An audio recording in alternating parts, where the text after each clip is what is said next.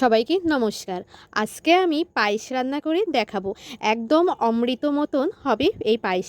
প্রথমে আমি নিয়ে নিয়েছি কালো এলাচ 2টা, কিশমিশ, পরিমাণ মতন চিনি আর তেজপাতা। দুধ সকাল থেকে সন্ধ্যা পর্যন্ত ভালোভাবে চুলায় রেখে জ্বালিয়ে নিতে হবে।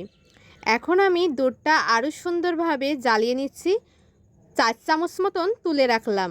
জ্বালিয়ে নেওয়ার শেষে নিয়ে নিলাম 2টা তেজপাতা, কিশমিশ আর এলাচ।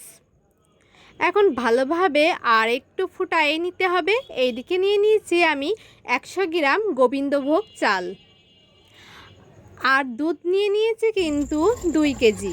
চাল যত কম হবে, দুধ যত বেশি হবে, পায়েসের স্বাদ আরও দ্বিগুণ হবে। চাল দেওয়ার পরে চালটা সুন্দরভাবে দুধের মাধ্যমে সিদ্ধ করে নিতে হবে। মাঝে মাঝে ভালোভাবে নাড়াচাড়া করতে হবে যাতে নিচেই এঁটে না যায় বা পুড়ে না যায়।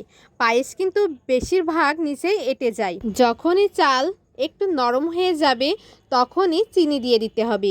চিনি কিন্তু প্রথমে দিলে হবে না, তাহলে চাল সিদ্ধ হবে না। নামানোর 5 মিনিট আগে ওই রেখে দেওয়া দুধ দিয়ে আবার একটু নাড়াচাড়া করে নামিয়ে নিয়েছি। দেখুন তো কেমন হয়েছে পায়েসটা। খেতে কিন্তু দুর্দান্ত হয়েছে।